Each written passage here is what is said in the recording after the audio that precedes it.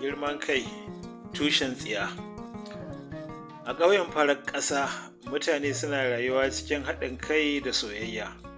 Amma akwai wata mace mai suna Zainabu wadda ta bambanta da kowa. Duk wanda ya san Zainabu ya san cewa tana da girman kai sosai. Ita ce tafi kowa wadata a ƙauyen, kuma ta kasance tana kallon kowa kamar bai kai matakinta ba. Duk shawarar da aka bayar, Zainabu za ta yi kunnen uwar shegu, tana kallon al'amura ta hanyar da ta dace da ita kawai. Wata rana a cikin taron ƙauyen da aka yi ƙarƙashin wata babbar bishiya, tsofaffin ƙauyen sun fara tattauna wata babbar matsala da ke tunkarowa. Wani fari da aka ce zai iya lalata gonaki ya fara bayyana alamunsa. Ɗaya daga cikin tsofaffin ƙauyen, Inna Kulu, ta ɗaga murya tare da ba da shawara. Ya kamata kowa ya fara rufe gonarsa da itatuwa, ya kuma samu maganin ƙwari don kare amfanin gonar. Mutanen ƙauyen da dama suka amince da shawarar Inna Kulu, amma Zainabu ta yi tsaki tare da murmushi na raini. Ta ce cikin murya mai ƙarfi, "Wannan shawarar ba ta dace ba, duk irin wannan shiri da wahala ba zan tsaya in yi ba. Na san abin da ya kamata in yi don gonata, ba na buƙatar wani ya koya mini." Inna Kulu ta yi shiru na ɗan lokaci, sannan ta ce cikin murya mai taushi amma mai cike da hikima, "Zainabu, ba don mu tsofaffi ba ne, amma gaskiya ita ce mafi alheri. Ki kula kada girman kai ya kai ki ga baƙin ciki." Zainabu ta yi watsi da wannan shawara. Kowa ya mamakin maganganun Zainabu, amma babu wanda ya ƙara ce mata komai. Bayan taron ya tashi, Zainabu ta koma gidanta tana jin cewa ba ta buƙatar shawarar kowa. Ta tsaya tana duban gonarta daga nesa, tana cewa, "Ni ce mafi sani a nan, ina da ƙwarewar da za ta taimaka mini. Waɗannan tsofaffi suna yi ne kawai don nuna cewa suna da wayo." Bayan taron ƙauyen, Zainabu ta ci gaba da rayuwarta cikin halayenta na girman kai da rashin yarda da shawara. A ganinta, ita ce mafi wayo a ƙauyen, kuma ba ta ganin kowa ya kai ta ilimi ko basira. Wannan halin ya sa mutane da dama suka daina ƙoƙarin yin magana da ita, domin ba ta sauraron su. Yanayin rayuwar Zainabu. Zainabu ta kasance mai ɗaya daga cikin mafi girman gonaki a ƙauyen farar ƙasa. Kamar tana da kayan aiki fiye da kowa, ta yi imani cewa duk wanda ya isa don tabbatar da cewa gonarta za ta yi kyau fiye da kowa, ko da kuwa matsalar fari ta yi muni. Duk da haka, gonarta ba ta da shinge mai ƙarfi, kuma ba ta damu da samun maganin ƙwari kamar yadda Inna Kulu ta bayar da shawara ba. Wata rana maƙwabtanta biyu, Amina da Sule, suka zo wajenta bayan sun gama shingen gonakinsu, suna so su ba da shawara. "Zainabu," Amina ta ce da murmushi, "da mu haɗa kai mu yi shingen gonanmu tare da amfani da maganin da tsofaffi suka bayar.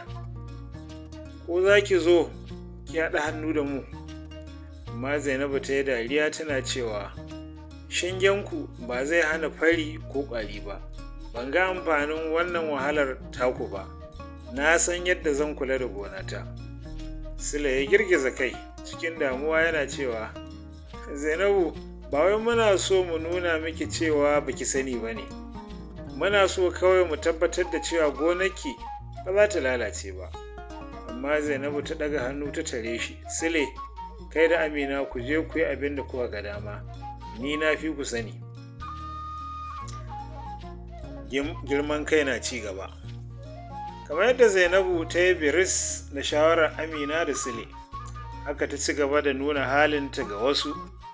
Wata rana wani dattijo mai suna Baba Lado ya zo wajenta don faɗa mata cewa akwai wasu magunguna da ake amfani da su wajen magance fari da kare ƙwari. Amma Zainabu ta kalle cikin raini tana cewa, Baba, ka zauna kawai ka yi amfani da magungunanka, ni ina da hanyar magance matsalata. Baba Lado ya murmushi tare da cewa, Ki hankali Zainabu, gaskiya tana buƙatar sauraro da yarda. Ki kiyaye girman kai, kada ya hana ki nasara. Amma Zainabu ta yi watsi da maganarsa, tana mai jin cewa ba ta buƙatar wani. Ƙalubale na fara kusantowa. Bayan wasu makonni, fari ya fara tsananta a ƙauyen. Duk da cewa sauran mutanen ƙauyen sun fara amfani da shawarar da aka bayar don kare gonakinsu, gonar Zainabu ta fara nuna alamun matsala. Amfanin gonarta ya fara bushewa, kuma ƙwari suka fara cin amfanin gonar. Ko da alamomin fari suka fara bayyana, Zainabu ta ci gaba da nuna cewa bata damu ba. Ta ce wa kanta, wannan matsalar mai wucewa ce kawai, zan warware ta nan ba da jimawa ba. Amma makwabtanta suna kallon gonarta tare da damuwa, suna mamakin dalilin da ya sa bata saurari shawarar mutane ba. Binciken makwabta. Amina, Sule da Baba Lado sun fara tattauna halin da Zainabu ke ciki. Sule ya ce, mun yi iya ƙoƙarinmu don mu faɗa mata gaskiya, amma girman kai ya hana ta sauraron mu. Baba Lado ya yi nuni da cewa wasu mutane suna koyo ne ta hanyar wahala. Wataƙila wannan matsalar ita ce abin da zai sa Zainabu ta gane muhimmancin shawara. Fari ya fara yin tsanani a ƙauyen farar ƙasa, kuma gonakin da ba a kula da su ba sosai sun fara nuna ƙarfin tasirin wannan matsala. Duk da haka, mutanen da suka yi amfani da shawarar na Kulu da Baba Lado sun ga alamun nasara. Shingen gonakinsu da magungunan da suka yi amfani da su sun taimaka wajen kare amfanin gonakinsu daga bushewa da ƙwari. Amma gonar Zainabu, wadda ta yi watsi da duk wata shawara, ta kasance cikin wani yanayi na damuwa. Amfanin gonarta ya fara bushewa gaba ɗaya, kuma ƙwari sun mamaye dukkan gonar. Duk da irin ƙoƙarin da ta yi ta hanyar hanyoyin da ta ƙirƙiro da kanta, abin ya kasa tasiri. Wata rana Zainabu ta shiga gonarta da niyyar duba abin da ke faruwa. Tana kallon amfanin gona da suka fara dusashewa, tana jin wani tsoro mai zurfi. Fuskarta ta bayyana rashin yarda da abin da take gani.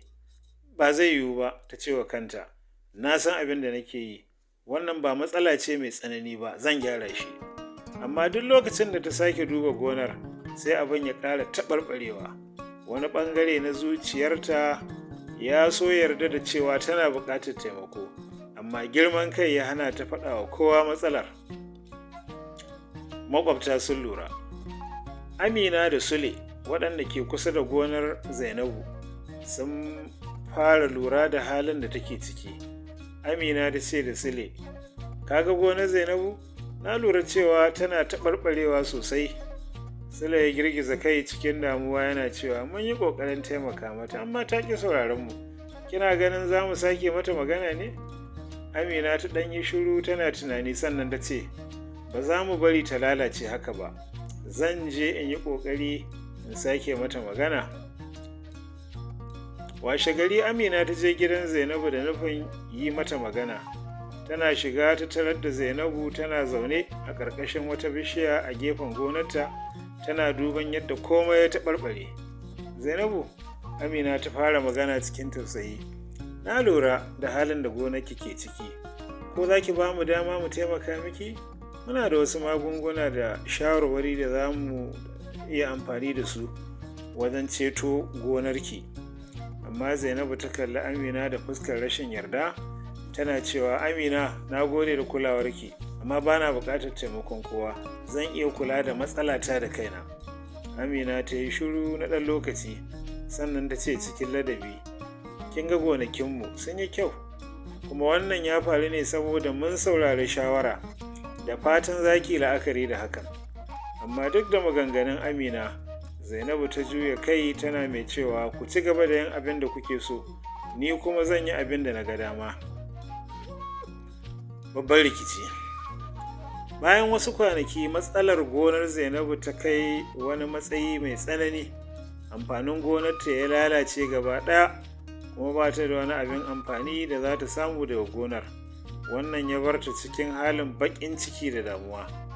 A lokacin da sauran mutanen ƙauyen ke cin amfanin gonarsu, tana zaune a gida tana kallon yadda wahalarta ta tashi a banza. Duk lokacin da ta tuna da shawarar da Inna Kulu da Baba Lado suka bayar, zuciyarta ta nemi mata nauyi. Da na saurari shawararsu, ta faɗa wa kanta tana kuka, da bana cikin wannan hali. Saƙonnin tsoffi. Baba Lado da Inna Kulu sun lura da halin da Zainabu ke ciki, kuma suka fara tattaunawa kan abin da ya kamata su yi. Baba Lado ya ce, mun faɗa mata, amma ta ƙi ji. Wataƙila yanzu ta koyi darasin da muka so ta fahimta. Inna Kulu ta yi murmushi mai taushi tana cewa yanzu lokaci ya yi da za mu nuna mata cewa alheri yana magance kuskure. Mu zo mu taimaka mata. Bayan tsananin lalacewar gonarta, Zainabu ta fara fuskantar wani lokaci na tunani da nadama. Ta kasance cikin wani yanayi na baƙin ciki, tana tunanin yadda girman kai da rashin sauraron shawara suka jefa ta cikin wahala. Duk lokacin da ta dubi gonar da ta lalace, tana jin wani nauyi a zuciyarta. Wata rana, yayin da Zainabu ke zaune a gefen gonarta tana kuka, sai ta hango wasu tsofaffi biyu, Baba Lado da Inna Kulu, suna tunkaro ta da murmushi a fuskokinsu. Sun zo tare da wasu matasa da kayan aiki, magungunan ƙwari da wasu kayan gyaran gona. Baba Lado ya kalli Zainabu cikin tausayi yana cewa, Zainabu, duk da cewa baki saurare mu ba a baya, ba za mu iya kallon ki cikin wannan hali ba tare da yin wani abu ba. Mun zo ne don mu taimaka miki. Zainabu ta dubi Baba Lado da Inna Kulu da mamaki, ta ji wani nauyin kunya yana ratsa ta, amma a lokaci guda ta ji wani sauƙi na farin ciki. Cikin muryar da ke ƙasa-ƙasa ta ce, shin kuna nufin duk da abin da na yi za ku taimake ni? Inna Kulu ta yi murmushi tare da cewa, Zainabu, a ƙauyenmu muna yin hidima ga juna ba tare da tsoro ko ƙiyayya ba. Allah yana son waɗanda suke taimakon junansu. Zainabu ta nemi gafara. Zainabu ta tsaya, hawaye suna gudana daga idanunta. Tana kallon Baba Lado da Inna Kulu tare da sauran mutanen da aka zo da su. Ta ce cikin murya mai rawa, na yi kuskure, na yi watsi da shawararku saboda girman kai. Na yi tunanin cewa zan iya yin komai da kaina, amma yanzu na fahimci cewa ku kuka fi ni sani. Ina roƙonku ku gafarta mini. Baba Lado ya murmushi, ya ɗaga hannunsa sama yana cewa, Zainabu, mun riga mun yafe miki. Muhimmin abu a rayuwa shine mutum ya gane kuskurensa kuma ya canja halinsa. Gonar Zainabu ta fara canjawa. Mutanen ƙauyen sun haɗa kai don gyara gonar Zainabu. Sun yi shinge mai ƙarfi, suka yi amfani da magungunan ƙwari, kuma suka ɗora tsarin shayar da amfanin gona da ruwan da suka tara daga damina. Zainabu ta yi aiki tare da su, tana jin kunya, amma tana da ƙwarin gwiwa don ganin gonarta ta dawo da martabarta. Ta ce wa Inna Kulu yayin da suke aiki tare, kun koya mini cewa sauraron shawara yana da muhimmanci. Ina yin alfahari da kasancewa cikin ƙauyen da yake da mutane masu zuciya mai kyau kamar ku. Sabon halin Zainabu. Bayan wasu watanni, gonar Zainabu ta farfado, tana samar da amfanin gona mai yawa. Wannan ya sa ta zama mutum mai farin ciki da godiya. Ta fara zama mai sauraro ga shawarar mutane, har ma tana taimakawa wasu da ke cikin bukata. Mutanen ƙauyen sun yi farin ciki da canjin Zainabu, har ma ta zama mai faɗa a ji wajen ɗaukar shawara daga tsofaffi da kula da su. Matasa sun fara kallonta a matsayin abin koyi, suna ganin yadda mutum zai iya gyara rayuwarsa daga kuskuren da ya yi a baya. Bayan Zainabu ta koyi darasi mai girma daga halayenta na baya, rayuwar ƙauyen farar ƙasa ta fara samun sabon yanayi mai kyau. Mutanen ƙauyen sun ga yadda yarda, taimakon juna da sauraron shawara suka canja halin Zainabu da kuma kawo ci gaba ga rayuwarsu baki ɗaya. Bayan farfadowar gonarta da kuma dawowar martabarta, Zainabu ta zama wata abar misali mai amfani ga ƙauyen. Duk lokacin da ake taro a ƙauyen, tana bayar da gudunmawar shawara tare da amincewa da ƙwarewar tsofaffi. A wani taro na musamman da aka yi, Zainabu ta ɗaga murya tana cewa, "Ku dubi halin da na shiga a baya. Girman kai ya kusan halakar da rayuwata, amma taimako da shawara daga mutane masu hikima suka ceci gonata. Kada ku yi girman kai, kuma kada ku ƙi sauraron shawara musamman daga dattawanmu.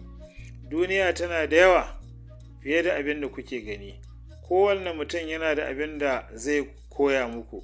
Idan kun saurari wasu, za ku iya kaucewa kuskure mai girma." A ci gaban jawabinta, Zainabu ta ce, "Idan ba don dattawanmu ba, da yanzu ba zan kasance cikin farin ciki ba. Ina roƙonku duka ku riƙa sauraron shawara, domin duk wanda ya saurara zai samu nasara. Girman kaina ya kusa halaka ni," ta faɗa a cikin wannan taro. Amma yarda da shawara shine ya ceci rayuwata. Idan kuna so ku yi nasara, ku kasance masu sauraro fiye da magana. A wannan lokaci mutane suka fara ganin Zainabu a matsayin wata mai hikima da za a yi koyi da ita. Rayuwar Zainabu ta sauya. Zainabu ta zama mace mai hikima da dattaku, wacce take amfani da ƙwarewarta don tallafawa ƙauyen. A lokacin da aka kammala aikin gonarta, tana amfani da wani ɓangare na amfanin gonar don ciyar da marasa ƙarfi da matalauta a cikin ƙauyen. Wannan ya ƙara wa mutane ƙauna gare ta. Suna ganinta a matsayin mace mai zuciya mai kyau da hikima. Ƙarshen labarin kenan. Kar ku manta da yin subscribe, like da share don samun ƙarin labarai masu daraja daga Kogin Hikaya. Muna fatan kun ji daɗin wannan labari, kuma muna son ku yi sharhi kan abin da kuka koya a comment section a ƙasa. Sai mun haɗu a labari na gaba. Ku huta lafiya.